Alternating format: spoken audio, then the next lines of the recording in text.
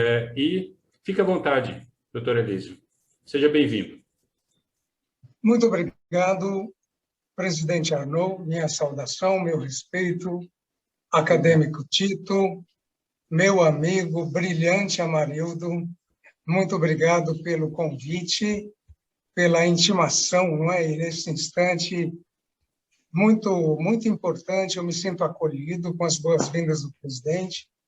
E estamos aqui, então, para dar uma... Na verdade, eu não chamaria de palestra, sem diminuir o tamanho e a importância da fala, mas eu chamaria de uma conversa com quem gosta de arte, com quem gosta de poesia, de prosa, ou mesmo de biografia, como é o caso do nosso presidente Arnaud. Muito bem. Por que esse tema? Pela própria importância que ele tem sobre arte literária, enfim, todas essas questões da estética que envolvem esse momento que a gente vive. A importância, como disse o presidente, já que não podemos estar juntos no real, que o virtual nos permita refletir, nos permita pensar algumas questões. Muito bem. Outro ponto que leva em questão do prazer de conversar sobre isso são os prazeres e os sabores da arte. Como é que ele é sorvido, como é que ele é servido, como é que ele é produzido. E aí entram os atores, né, nesse sentido, promotores da arte, da cultura. E aí eu chamo um recorte que eu acho muito importante, os guardiões. Quem são os guardiões? Vamos guardar essa pergunta inicial para aquilo que deve vir lá pela frente.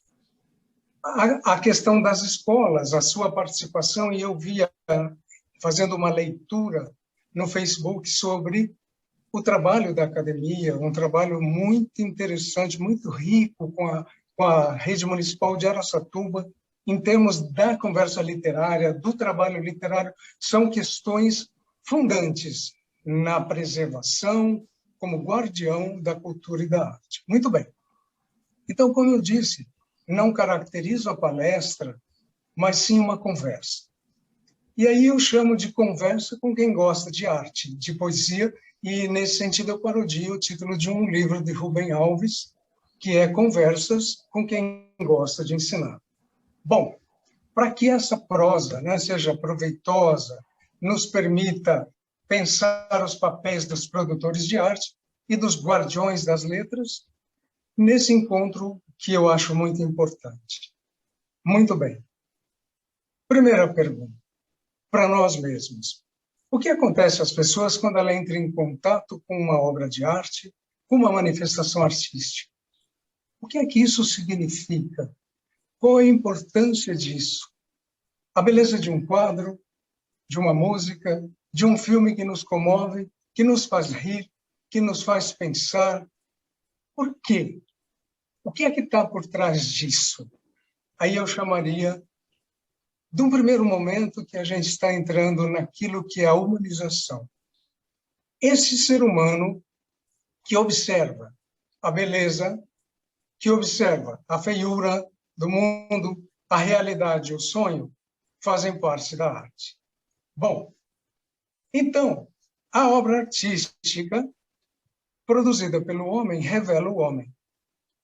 Quem ele é ou quem ele pretende ser. Aquilo que ele faz, aquilo que ele gosta ou lhe desgosta, o que dá prazer e o que causa dor. Todo produto da atividade humana revela, então, o seu criador, que é o próprio homem. Eu pediria, então, ao Amarildo, assim que terminada essa introdução sobre o que nós vamos discutir, que nós abríssemos a apresentação em PowerPoint, porque nós vamos trabalhar com algumas imagens e alguns recortes de textos para ilustrar melhor essa fala. Ok, Amarildo?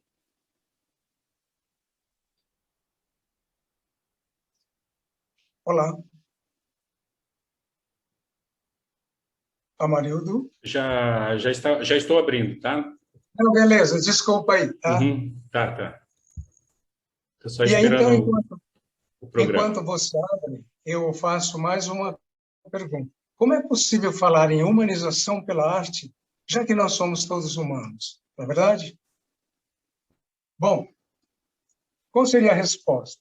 Apesar de sermos humanos, precisamos ser educados em relação ao outro, em relação à sociedade e aquilo que nos cerca. Ser humanizado, aquele choro diante de um filme, diante de uma cena, diante de uma música, é o papel que a arte vai nos levar numa função que a gente chama de social humanizador.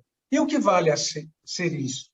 Dar ao indivíduo a capacidade de sensibilizar-se. Bom, dessa forma, compreendendo o processo transformador, o fazer criativo não só transforma a arte criada, como também o seu criador. Mesmo que seja uma biografia, caro presidente Arnon, porque ali está registrada a vida de um produtor de arte. Ali está o legado dele, ali está o trabalho daquele guardião da cultura, não é? Então, são coisas assim que às vezes a gente pensa que está desfocada, não, pelo contrário, são trabalhos que vão levando pela ação simbólica daquilo que se deixa, desse legado que se deixa, na transformação ou no poder que transforma. E aí, cada poeta, cada escritor, cada representante da arte vai deixando a sua marca na Terra, que é o que imortaliza, no caso de vocês, os imortais, a quem tributo o meu mais profundo respeito, por esse trabalho sério de preservação da cultura, num tempo de tanto chute, de tanta derrubada, de tanta diminuição do conceito de arte, de cultura que esse país vive. Então, são coisas assim que nos permitem pensar um pouco melhor para que a nossa população, os nossos homens e as nossas mulheres, as nossas crianças, até mesmo os descamisados, como diria Paulo Freire, consigam viver nesse mundo de uma forma mais leve, mais tranquila. Então, a arte que há nesse mundo nos permite viver, reconhecer e entender esse mundo. E ela nos permite enxergar o mundo de uma forma mais sensível e mais crítica. Vamos lá, meu amigo Amarildo. Se tiver no jeito, aí pode soltar. Ok.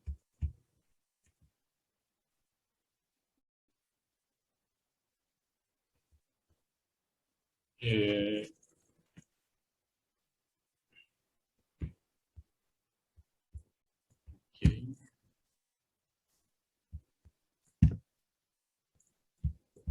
Muito bem.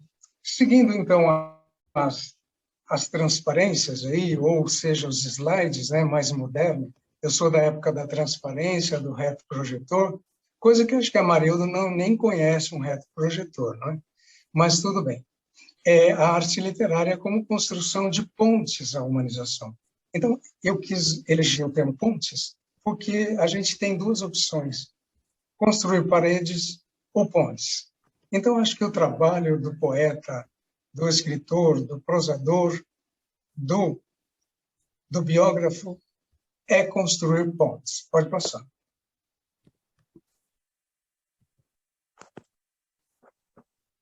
Partindo, então, de algumas citações sobre a arte, o que nos diz Nietzsche? A arte existe para que não pereçamos na verdade. E nunca essa frase foi tão oportuna como no ano passado, quando a gente via serenatas, cantigas, cantatas, em todos os lugares por onde a pandemia assolava, na Itália e em outros países, a validade dessa frase. A arte, diz essa de Queiroz, é um resumo da natureza feito pela imaginação. Então, como construir um romance dos vários que ele fez, não é, os maias e assim por diante, enquanto criador? A arte existe porque a vida não basta. Então, a gente tem que ter algum escape, tem que ter alguma saída. A vida é curta e a arte longa. Mais uma reflexão sobre esse termo. E aí, vamos de Renato Russo, porque eu tentei fazer assim, uma busca naquilo que há de mais diverso dentro das opções da estética e da arte. Algumas coisas não precisam fazer sentido. Basta valer a pena. Renato Russo, e aí mudamos a transparência ao slide. Mais uma frase de Picasso: a arte é a mentira que nos permite conhecer a verdade. E é assim que a gente vai tentando deixar a dureza da vida ser quebrada em termos dos conceitos artísticos, estéticos. Pode passar? E aí, então, enquanto objetivo, coisa de professor, né, o objetivo dessa comunicação ou dessa conversa é refletir, via arte e sua representação, a magia desse ser histórico-cultural, desse ser livre, desse ser autônomo, criativo, mas também vulnerável, instável, por vezes incapaz, chamado homem. Então, é o homem o centro do nosso trabalho, a busca daquilo que a estética pode servir para humanizar os nossos semelhantes. Podendo continuar? E aí, um pouco desse ser humano. Quem somos nós? O ser humano é ambivalente, ainda bem, né? Conhecido, estranho, próximo, distante, transparente, por vezes opaco, canta, protesta, dança, agride, congrega, dispersa, vai para a rua, se recolhe. É diáfano e indevassável, lúcido e também nebuloso, acessível e, por vezes, inabordável. Circula pelas ruas, também recolhe-se na intimidade. Expande-se festivamente, e agora veja como muita gente se expandiu festivamente, tranca-se amargamente por ter espalhado o vírus, ajudado a questão caótica em que o mundo viveu, é fértil em criações, mas o ser humano também é nihilista, possível incinerador do mundo, das florestas, das reservas, constrói maravilhas, mas também pode arrasá-las. Ele planta a semente e desintegra a germinação. É oscilante, é paradoxal. Uma adaptação de Arduino, que faz uma leitura que eu fui buscar como referência. Pode rolar. Beleza?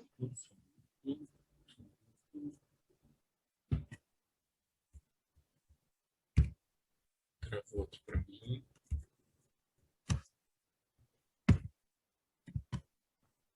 Isso. Então, esse ser humano, que é tudo aquilo lá, não é? Aquela quantidade de sinônimos, que importância tem para nós conhecer a tríade de compositores eruditos, como Bach, Beethoven e Mozart? Qual é a importância do ballet clássico, da pintura surrealista ou da obra de Chiquinha Gonzaga, não é? São algumas questões que nós podemos fazer. Por que ler Dom Casmurro, Meu Pé de Laranja Lima ou Dom Quixote, em termos de escolhas, em termos de daquilo que esse homem, esse ser plural, esse ser inacabado pode fazer? Arte. Discutindo um pouco o conceito. Artes do latim, maneira de ser ou de agir. Conduta, habilidade, ciência, talento, ofício. Pois bem, saindo da parte seca do vocábulo, é uma atividade ligada a manifestações de ordem estética ou comunicativa, que se realiza a partir da percepção das emoções e das ideias, com o objetivo de estimular essas instâncias da consciência e dar a elas um significado, sendo diferente em cada uma das obras. Pois bem, esse é o trabalho do artesão, esse é o trabalho do artista, esse é o trabalho daquele que está fazendo. É um conceito muito debatido, ainda indefinido. Podemos passar mais um? E o que é, então? A arte é a expressão magistral e indiscutível da percepção do belo. Temos aí, então, uma definição, um conceito histórico. O homem percebe o belo, interpreta-o à sua maneira e vai, dessa interpretação, expressar a sua própria obra. E a obra, de certa maneira, vai atingir os que a veem, instigando as novas emoções, novas reflexões, novas leituras, novas interpretações dentro desse ciclo do que é o que é a obra de arte. Amarildo, pode rodar. Aí uma figura, como é subjetiva, como é de interpretação, fica aí para que cada um possa pensar o que é arte. Né? Nós temos um elemento para uma reflexão. E um pouco mais de questões para fundamentar essa nossa conversa. Como ser sensível e criativo, vivendo essa era midiática, não é? Essa área tecnológica, essa área da rapidez, essa área da velocidade. Outra pergunta, como lidar com a leitura, no caso da escrita literária, da obra de arte, ligada aos prosadores, aos poetas, diante de 11 milhões de analfabetos que temos no Brasil? Para quem escrever? Para quem produzir arte? Para quem levar essa produção? Para como discutir, como fazer isso aí? Como fazer o trabalho de guardião da cultura? Pode passar? E aí uma imagem que choca, né, da Agência Brasil, um senhor de avançada idade, com as mãos calejadas, marcadas pelas suas artroses e artrites, começando a assinar o nome. É reflexivo. Cabe um poema aí dentro, cabe uma prosa. Esse não consegue fazer a biografia ainda. Mas aí nós temos uma citação de Monet, que a arte é um luxo. Não porque precise necessariamente de riquezas para ser executada. Ela é um luxo porque precisa de mãos descansadas para operar, para fazer, para criar, para pensar o objeto a ser exposto. Pois não. No entanto, essa arte, que não precisa do que disse Monet, a questão das mãos, ela sobrevive, ouve-se música diariamente, dança-se, assiste-se a filmes e pendura-se gravuras na parede. Evidencia, então, a necessidade de contato das pessoas com objetos ou atividades cujo sentido é predominantemente artístico. Pode passar? A verdadeira obra de arte é apenas uma sombra de perfeição divina. Vem aí uma frase de Michelangelo, para que a gente possa pensar. Há outros olhares que ainda a gente tem pela frente.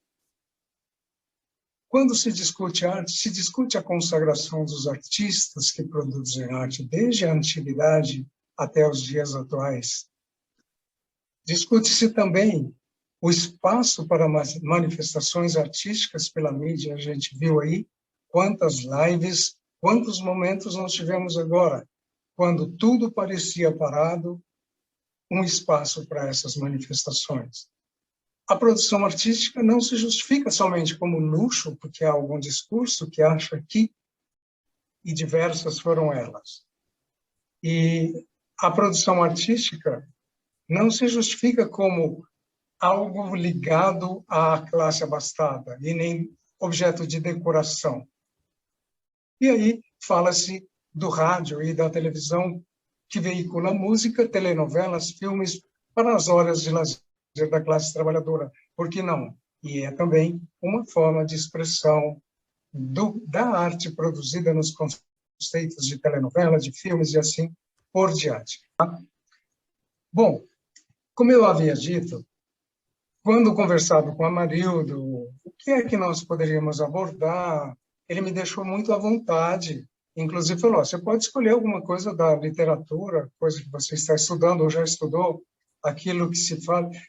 E assim, aí trocamos algumas figurinhas, e eu disse que ia fazer um jogo de imagens para deixar mais dinâmico, aquilo que eu faria se pessoalmente eu estivesse no auditório com todo o público, que é aquilo que a gente vê os olhos das pessoas. Então, nesse momento, a simulação aqui é que os olhos vão curtindo e vão se humanizando à medida que cada uma dessas imagens aparece com a sua mensagem. O que diz Rodin? A arte é a contemplação. É o prazer do espírito que penetra a natureza e descobre que a natureza também tem alma. Fantástico. Sensacional. Quem é sensitivo à escrita, quem é sensitivo ao trabalho artístico, tem isso. E aí, tentei misturar um pouco com a pintura também, para a gente já caminhar um pouquinho para a literatura. A pintura ensinou a literatura a descrever. Vejam muito bem o que o Fampanu nos diz nessa frase, não é? Que é assim, muito interessante. Pode passar, por favor. E aí, uma saudação, né, aos senhores acadêmicos, às suas cadeiras, o Machado de Assis que está ali, e a todos os demais que nós temos aí. Fiz uma homenagem, um quadro da literatura brasileira, porque vocês são responsáveis para dar sequência a todo esse trabalho aí. Pode Muito passar. bom. Mas cada volta tua há de apagar o que essa ausência tua me causou. Então, Vinícius de Moraes vem num verso desses que enche a nossa alma de esperança, que enche a nossa alma de grandiosidade diante de uma reflexão sobre o ato de humanizar a pessoa num verso desse. E aí, num bordado, num pano qualquer, uma imagem de Guimarães Rosa. Viver é um rasgar-se e remendar-se. Então, olha só a riqueza daquilo que Rodin disse sobre a captação da realidade ou da construção de uma supra-realidade e transformar isso em palavras que tocam, palavras que chocam, palavras que fazem pensar. Pode passar, por favor? A arte e a literatura pode mudar o homem? Sim, pode. É uma questão monumental. Depende muito mais da antropologia e da história do que de estudos literários. Tá. E não há como contestar que a leitura tenha mudado a vida dos homens. Nesse sentido, sim, é um viver e um rasgar-se, remendar-se, e a possibilidade que nós tivemos e temos de ler os documentos escritos que separam a história da pré-história. Isso aí são estudos de Jove, inclusive a gente tem estudado esse autor no nosso curso, em que eu e a Marildo fazemos juntos, a questão da arte e literatura como potencialidade para mudança no ser humano, que é o foco dessa nossa conversa de humanização. Pode passar? E aí nós temos uma frase de Borges: la literatura no es outra coisa que um sonho dirigido. Não é? Então, é um autor consagradíssimo do nosso continente e a quem tributamos muito. E aí, no campo da literatura, algumas questões que nos fazem pensar no texto literário, que nos leva a refletir sobre a maneira como nossas linguagens estruturam o mundo. Não tenha dúvida disso. Elas nos ajudam a modelizar a nossa existência pela experiência e realidade fictícia que nos proporcionam. Por exemplo, quando a gente pega um poema, vou falar já, Covid-19 em 2021, e aí nós temos um legado que sensibiliza os seres humanos. É de um autor, de vocês. É de um acadêmico. Esse poema que está publicado, que fala Covid-19, um jogo de palavras, uma brincadeira que parece convite, uma brincadeira séria, dentro da experiência fictícia que proporciona. E aí o texto literário enriquece a relação com o real, quando amplia a escala de nossas emoções e nos oferecem, às vezes, um ponto de vista original. Bom, tais efeitos positivos dependem também da competência de cada leitor. Aí, no caso, como é que é a teoria da recepção? Como é que é a estética da recepção para cada um? Para apreciar um texto literário, é preciso um mínimo de cultura, sobretudo quando se trata de um texto antigo, e é a razão pela qual a mediação do ensino é indispensável. E aí entra um dos pontos que eu coloco isso para fazer novamente justiça ao trabalho que a academia e a Prefeitura Municipal de Araçatuba, com sua Secretaria Municipal, desenvolvem. Porque as crianças focalizadas nesse contexto, como tem um texto de um acadêmico de vocês, professor, que fala sobre literatura infantil, uma das últimas publicações dele, essa é a importância. Então, são potencialidades de utilização que se Pode passar, por favor.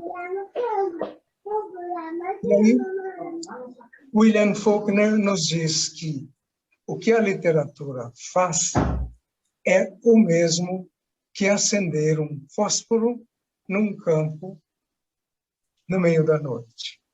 Um fósforo não ilumina quase nada, mas nos permite ver quanta escuridão existe ao redor. Então, a literatura flexibiliza, potencializa como objeto de arte uma oportunidade de mudança, de reflexão, de visão de mundo para as pessoas. Pois não, pode passar? E toda a literatura, diria então Fernando Pessoa, consiste num esforço para tornar a vida real. Trabalho de quem sempre diz que o poeta é fingidor, que finge completamente ser dor, a dor que deveras sente. Né? Então, algo assim. E temos uma pintura de Caravaggio, né? E que nos faz pensar também na beleza dentro dessas misturas da arte, de suas manifestações, suas linguagens.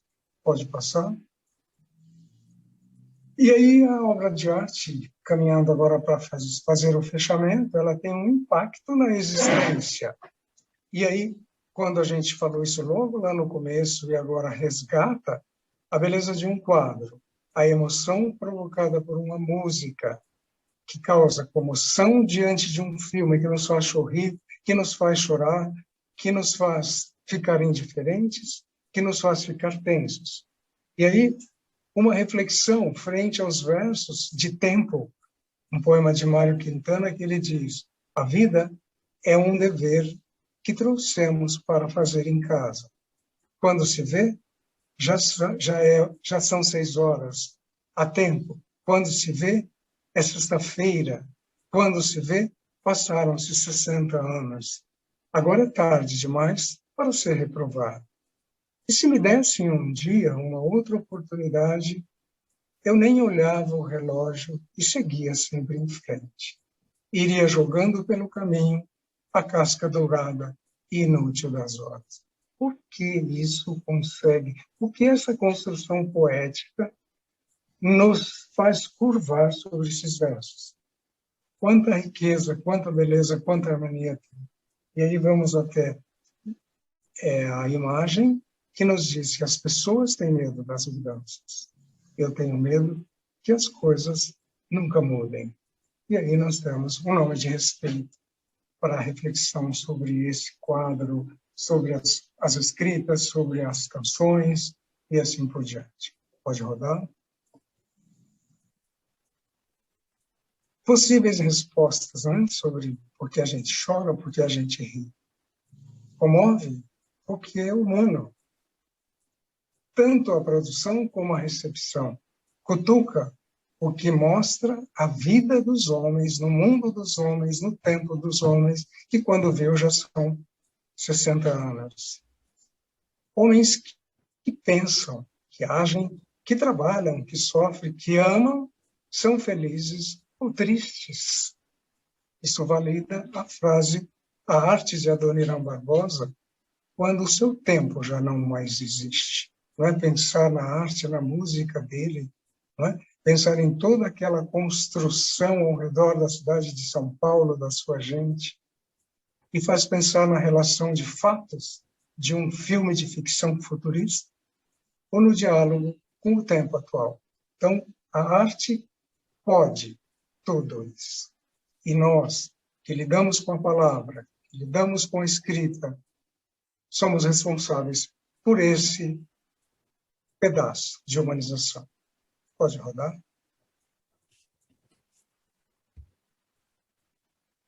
Não se aveste, não. Amanhã pode acontecer tudo, inclusive nada. Se aveste, não. A lagarta rasteja até o dia em que cria asas. Bonito, né? Acioli Neto. Pode passar que as palavras dizem por si. Um pouco mais de pensar. O caráter universal humano que se manifesta numa obra particular, quer dizer,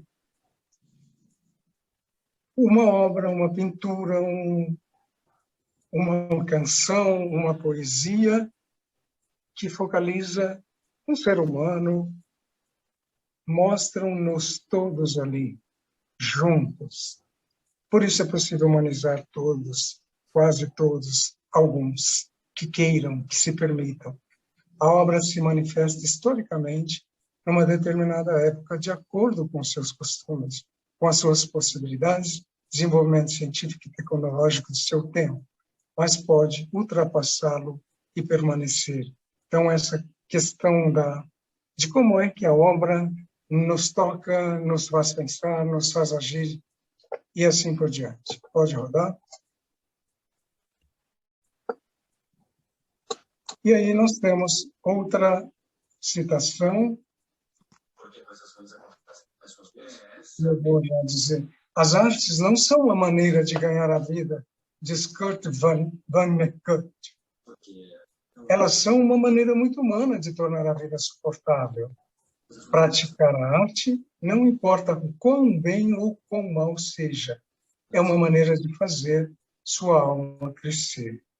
Então, aí entra a questão de indústria cultural, de arte enquanto mercado, mercantilização. Então, essa transparência nos permite refletir sobre essa importância.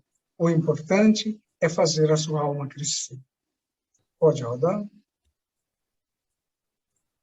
E a arte flui, independente de tudo.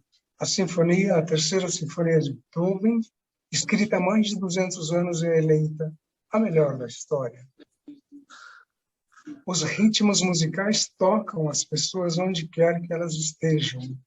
O rock, seus efeitos massivos, influencia estilos de vida, moda e atitudes. Vejam, fazemos aí uma passagem por Elvis Presley, por Beatles, por outros nomes, pelo que deixou, pelo legado que ficou. As emoções revelam a luta dos homens pela superação de sua sobrevivência e a conquista da felicidade. Então, tudo isso é a sobrevivência da arte. E aí, como que a gente se impacta diante do poema O Menino que Carregava Água na Peneira, de Manuel de Barros, e que texto vem a seguir? Vamos aí.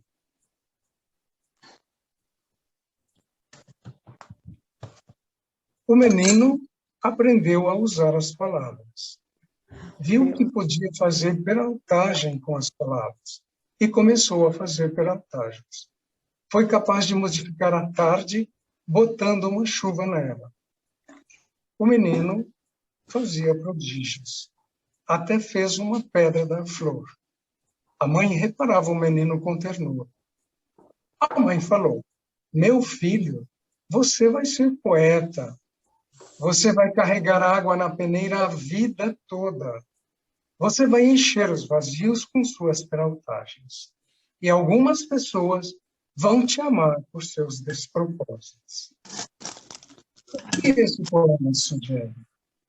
O tempo da infância e o início da criação poética, uma singularidade, uma similaridade entre essas duas questões. E aí, o carregar água na peneira, a escrita da poesia. Ela não é lógica, nem prática, é arte. É a importância dos homens diante do mundo, suas limitações, seus fracassos, suas negações.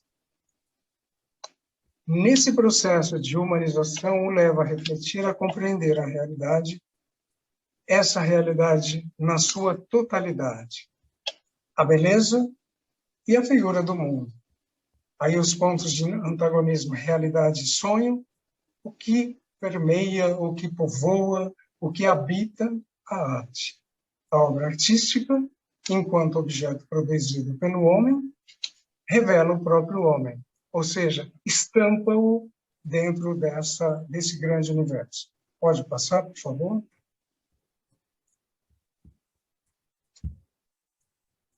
E as palavras voam, às vezes pousam, com Cecília Meirelles, dentro desse quadro de reflexão que a gente vem fazendo aí sobre a obra de arte. Tá?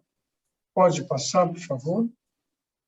E aí, Beverly Sills nos ensina que a arte é a assinatura da civilização. Profundo, e vai buscar lá na esfinge uma das considerações importantíssimas para nós. E aí temos, de Van Gogh, é bom amar muitas coisas, pois aí está a verdadeira força. Quem ama muito, realiza muito, e pode realizar sempre mais. E o que é feito no amor é bem feito. Dispensam qualquer legenda, qualquer comentário, essa afirmação. E aí, vamos à próxima leitura, que é de Paulo Leminski, a nos dizer que esta vida é uma viagem, pena eu estar só de passagem. Quantas reflexões, quantos olhares, quantas indagações cabem a respeito disso, não é? Somos todos passageiros da agonia, da alegria, da felicidade, do medo da morte, do medo da pandemia, do medo das contaminações, enfim. São coisas que nos fazem, que está atrás da mão do feitio da construção de um poeta, que fez isso, estampou isso para nós. Pode passar, por favor? Se puderes olhar, vê. Se puderes ver, repara. Do mestre Saramago, da literatura portuguesa, dentro desse campo de reflexões que estamos aí observando. Ele pode passar a próxima. E a próxima transparência, eu falo que, como uma despedida silenciosa, um amigo que partiu, o poder mágico da expressão em toque artístico literário. Como chorar a ausência de um ente querido? Como dizer a alguém que do outro lado do rio, na terceira margem do rio, do outro lado, que não se experimentou estar, não existe arte para fazer o poema da travessia, a prosa da travessia. Isso vem das palavras de alguém que produz arte, que burila a palavra, que mexe a palavra, que faz encantar. Pode passar? E aí, nós não podemos permitir que o pessimismo interfira na fé que a gente tem na humanidade, nem que os sonhos se desfaçam, e não podemos nos conformar com uma sociedade acostumada à falta de tudo, até mesmo da convivência social. E aí, no meio a tanta prosa, chega uma outra prosa que fica. Palavras, seu poder, sua força, seus segredos fazem um alarido e nos dão um inventário da obra. Então, esse texto, Inventário Válido, tem uma parte aí que finaliza o processo da escrita fantástico. E olha como as palavras potencializam e fazem crescer. Então, é o inventário da obra que se deixa nessa terra. A nossa marca, o nosso inventário válido.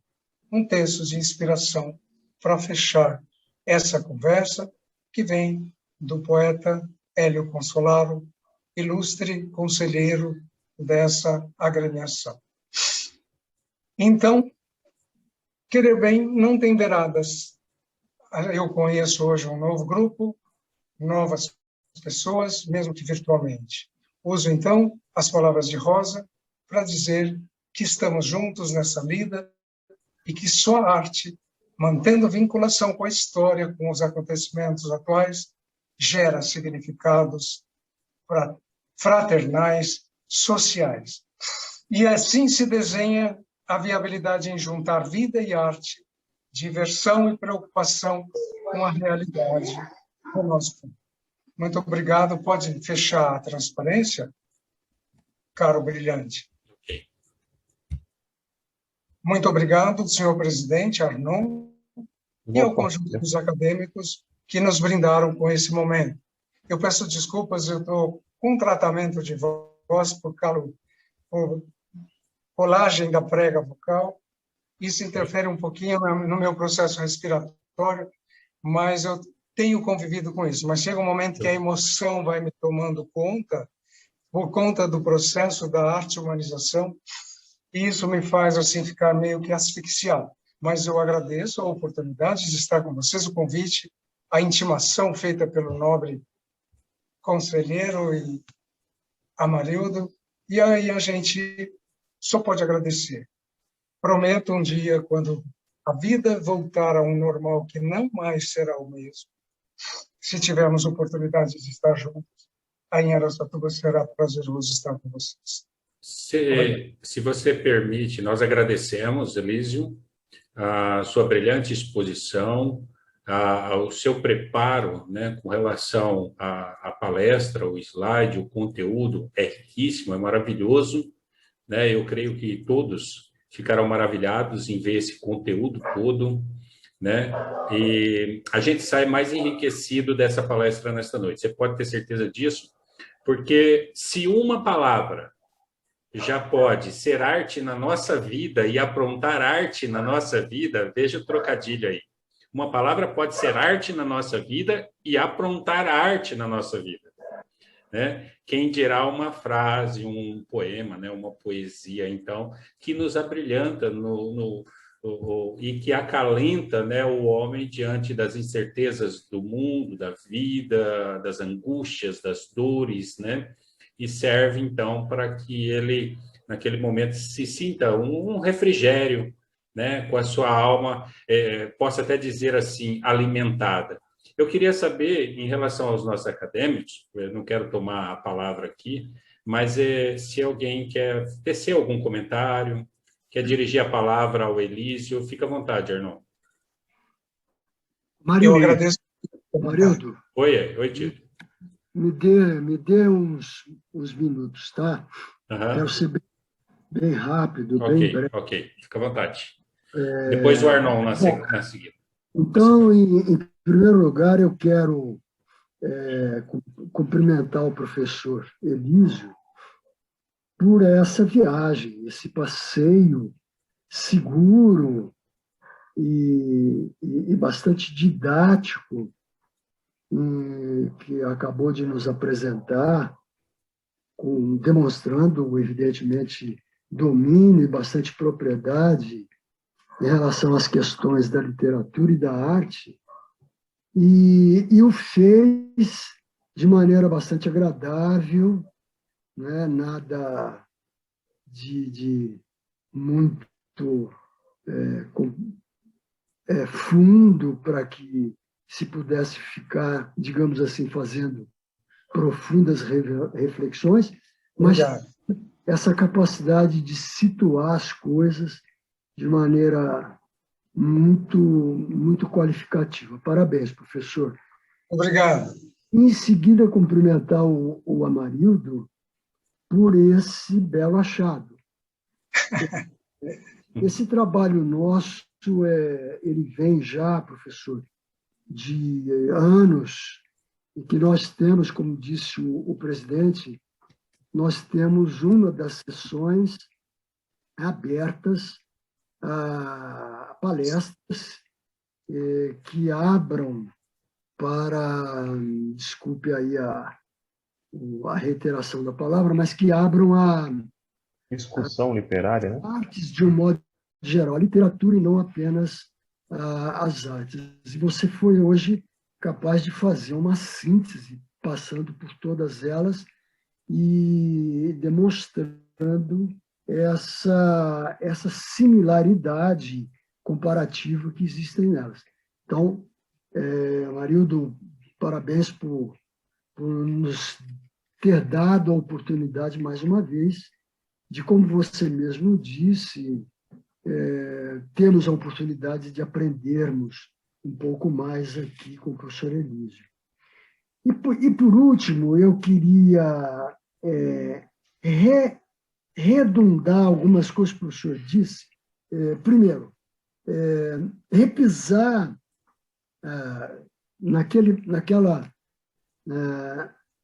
naquela esteira que você apresentou sua palestra, repisar o fato de que, por exemplo, Goulart, né, você citou nas suas citações, eu gosto muito dessa expressão do Goulart, né, essa fala do Goulart de que a vida não nos basta, né? Por isso daí a existência da arte. A arte existe porque a vida não nos basta. Goulart dizia muito isso. E também aproveitar a ocasião para tomar aquela sua fala da importância do livro na formação do homem, né? E do quanto a arte é imprescindível, dizendo com Antônio Cândido, naquele célebre ensaio dele, o direito da literatura, o direito à literatura, em que o Cândido diz que a literatura é um bem imprescindível, né? E, como tal, é uma necessidade, sim.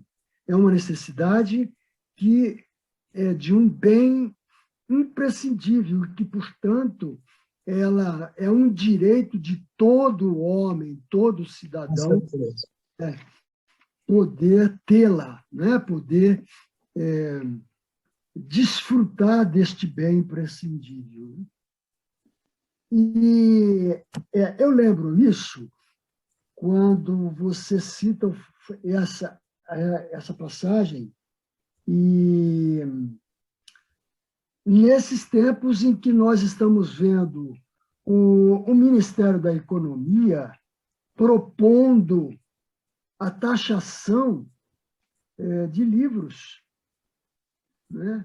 Que os livros sejam taxados e com argumento que vão de encontro ao que você acabou de dizer, né? Com o argumento de que os livros são lidos somente pelos ricos, só os ricos leem, portanto, taxar os livros não tem importância. Quer dizer, essa coisa absurda que está sendo proposto, né? Então, eram um pouco essas as observações maiores que eu queria fazer.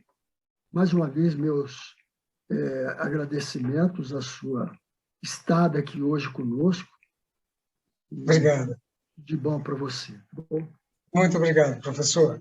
E aí, eu gostaria de só te dizer uma coisa. Dentro das pesquisas, né, daquilo que a gente procura didaticamente, como o professor falou, eu quero só fechar com algumas palavras suas. O mundo em reboliço, ou o reboliço do mundo aos nossos olhos, aos nossos ouvidos? Mudou o homem ou mudaram os seus conformes? O mundo do avesso ou o avesso desse mundo justaposto ao seu oposto? E assim por diante, de Homo Caus 2005, muito atual. Um grande abraço, professor. Admirado. Obrigado. Obrigado. Arnon, quer fazer alguma questão? Posso falar, comentário? Sim, fica à vontade. Sim. Bom, primeiramente, mais uma vez, meus agradecimentos ao professor Elísio, o trocadilho com o sobrenome do Amarildo, uma brilhante apresentação, a sua, tá? muito enriquecedora, apresentou um conteúdo rico, né? De maneira simples, clara, objetiva, né? Com excelentes referências na literatura, né? Essa de Queiroz, Guimarães Rosa, né? Enfim, o que há de mais fino, né? Na nossa literatura, sem dúvida alguma, muito enriquecedora. Quero parabenizar também o Amarildo pela indicação, pelo convite ao professor Elísio. Dizer que a academia, né, está de portas abertas. Se Deus quiser, quando passar deixo aqui o convite, né, vamos ver, né, quando vai passar esse momento, quando tudo a gente tiver disponibilidade, enfim, uma visita, né, e será muito bem-vindo. Eu gosto muito desse tema, eu gosto muito de falar de humanização, né, não só em literatura, mas em qualquer trabalho, né? Eu acho que tudo aquilo que é feito, ele não é pensado no homem, ele não tem a sua razão de existir, né?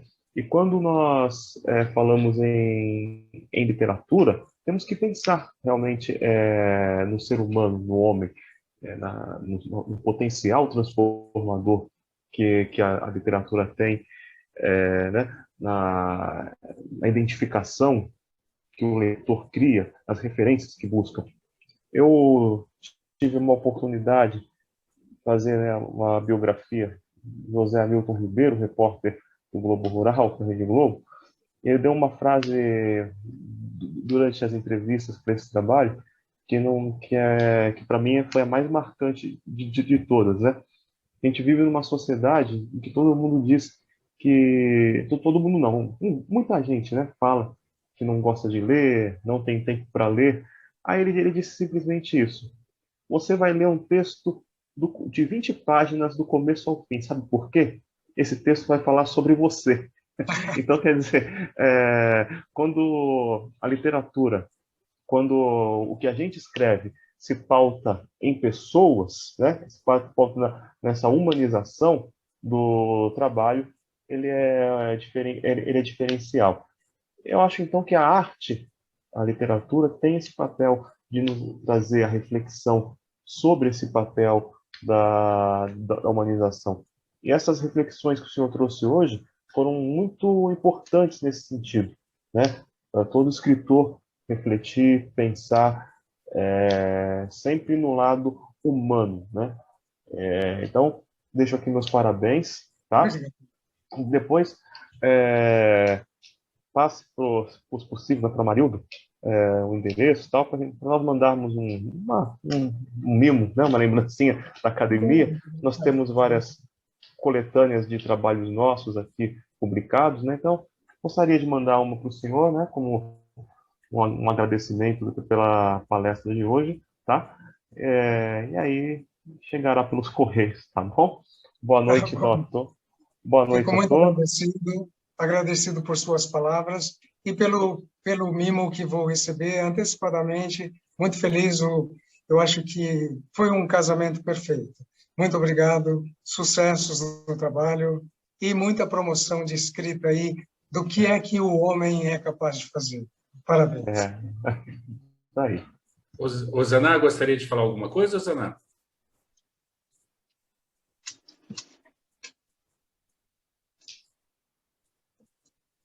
Osaná nos ouve? Gostaria de fazer algum comentário? Eric, gostaria? Eric. Gostaria de fazer algum comentário, Eric? Só tem que abrir o seu microfone, que ele está fechado para nós aqui. Não sei se você nos ouve.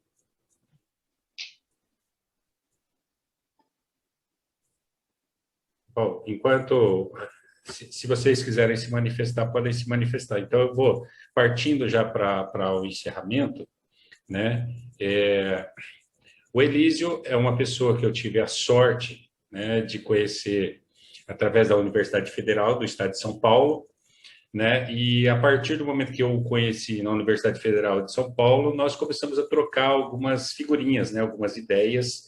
E o interessante é que entre Elísio e eu, há uma sintonia, né, não só no campo literário muito fina, né, bem afinada, bem antenada, mas também no quesito da pessoalidade, assim, das discussões, né, sociais, etc., né? Então, assim, a gente tem um engajamento muito forte nessa questão, e a gente tem falado bastante sobre literatura, até porque, né, nós ainda estamos passando por um estudo literário, né? E eu fiquei muito feliz quando o Elísio aceitou o meu convite, e já é a segunda vez que ele aceita o meu convite, porque o meu primeiro convite foi relacionado à literatura moçambicana, onde ele não só me beneficiou com a vastidão do seu conhecimento acerca do assunto da literatura moçambicana, mas também o público, né?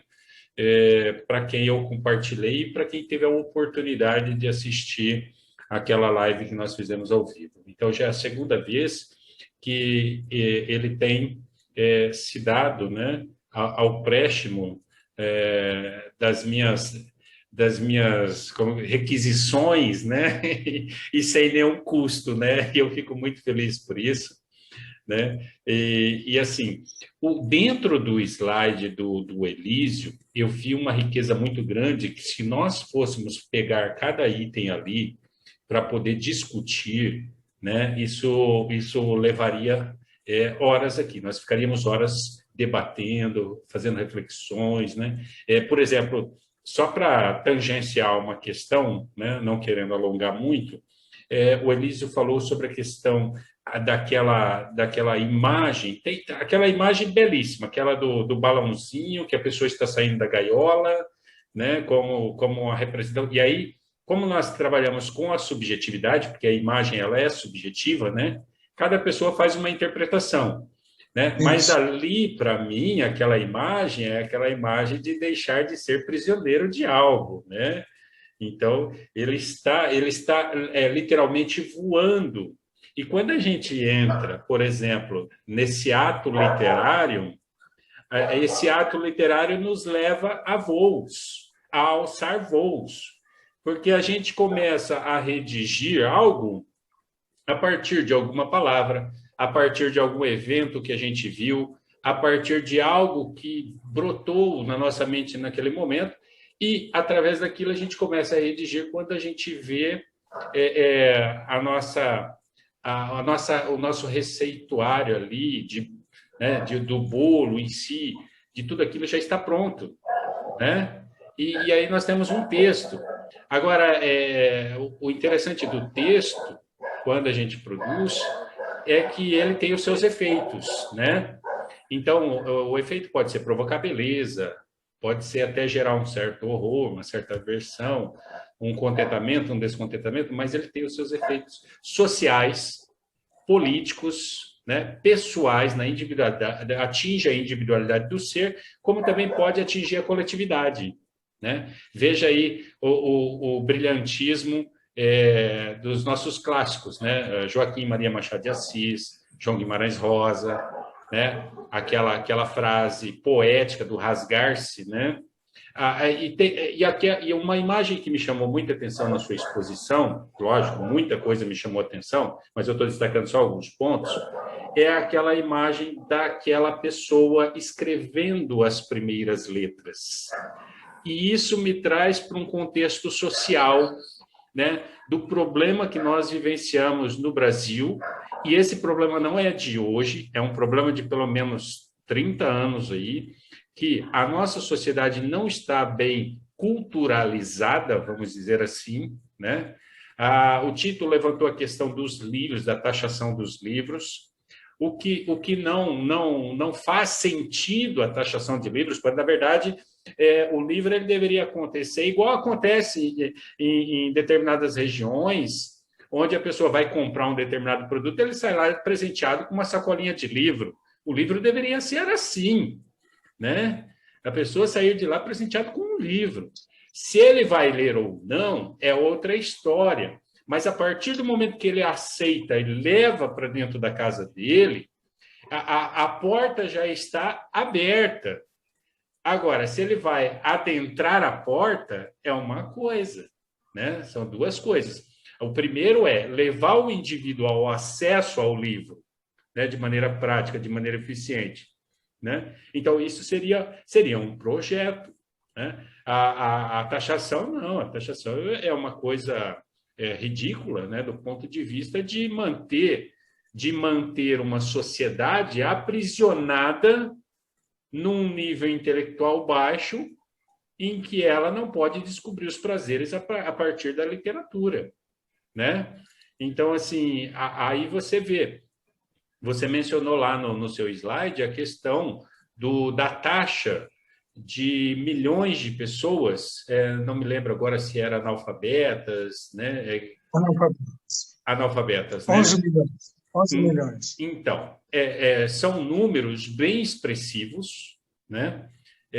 Que merece um debate político sobre isso, né? E não só um debate político, merece, após um debate político, uma ação, uma atitude concreta que leve a essas mudanças sociais, né? Então, aí, quando a gente pega 11 milhões de pessoas analfabetas, a gente tem que se ver perguntando por que nós temos 11 milhões de pessoas analfabetas?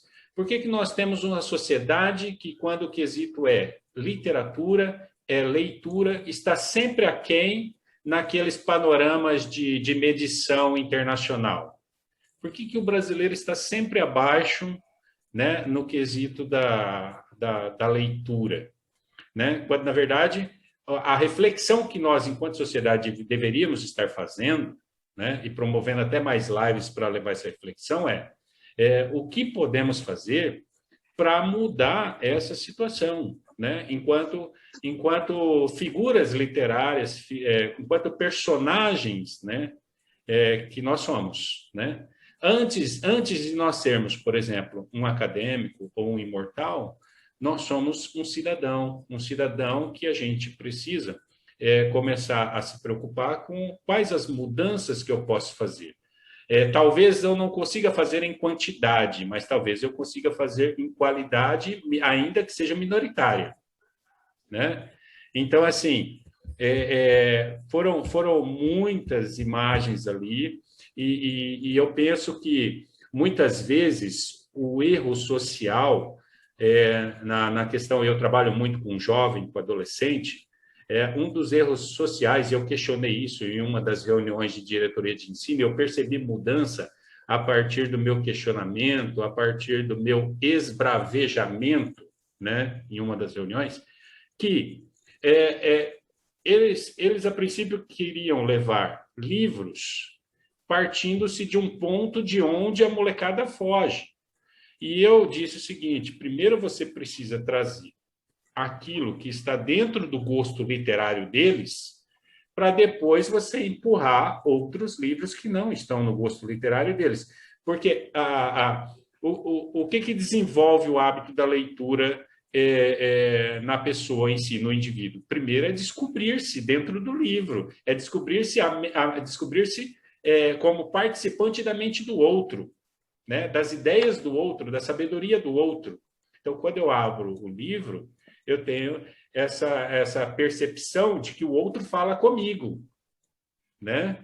E não olhar o outro como estranho, né? Que nem nos estudos da imagologia, né? Em que nós estudamos o outro como o outro, né? E o eu. Então, assim, a gente precisa perceber o outro na gente e o eu no outro. E o livro, ele propicia essa interação, né? Agora, assim, com relação às suas escolhas, e aí eu parto para o encerramento, com relação às suas escolhas, né, Elísio, eu posso dizer que você foi muito feliz nas suas escolhas, você está de parabéns, com certeza você abrilhantou a nossa noite, e eu tenho certeza que, e reitero, né, friso novamente isso, de que todos nós estamos saindo enriquecidos, né? Cada um de nós aqui absorveu algum ponto nessa palestra, nessa exposição, e que ficará guardado na memória de cada um de vocês, né? E que a gente possa ser semeadores da literatura e multiplicadores dessa literatura, ainda que a gente não consiga ser no modo coletivo, mas pelo menos nas nossas individualidades a gente consiga ser um semeador, né, da palavra, da arte, sobretudo da arte literária, né? Porque aí a gente pode entrar no guardião da cultura, né? Exatamente. A gente pode entrar no contexto da arte com outras significâncias, mas a gente pode também trabalhar o contexto nosso, do texto escrito, a arte literária, né, enquanto escrita. Não havendo mais ninguém a fazer nenhum questionamento, nenhum comentário, eu vou partir, então, para o encerramento. Eric, Osaná, pretendem falar alguma coisa? Não? Silvânia, quer perguntar alguma coisa? Também não? Então, resta aqui os meus agradecimentos. Obrigado pela compreensão de todos. Arnon, se você quiser também fazer o fechamento. Não, só então agradecer mais uma vez, tá? O professor Elísio, todos os participantes, Marildo, tá? Pela colaboração, pela indicação, pela contribuição, pelo esforço, Tito, Eric, Rosaná, Silvânia, todos os participantes. Reiterar então aí, né, nossos agradecimentos, nossos cumprimentos, né, ao professor e com certeza foi bastante enriquecedor. Se o senhor tiver acesso depois às redes sociais, no Facebook, nós vamos postar o registro da sua palestra na nossa fanpage da academia. E para quem não pôde acompanhar, né, às vezes tem algum que gostaria de ver, possa ter acesso também a esse conteúdo maravilhoso que foi apresentado nesta noite. Tá bom? Muito Então, obrigado. obrigado. Boa noite a todos. Com isso, boa noite a todos e obrigado. Boa noite a todos. Boa Gente, noite. tchau, tchau. Um abraço. Obrigado.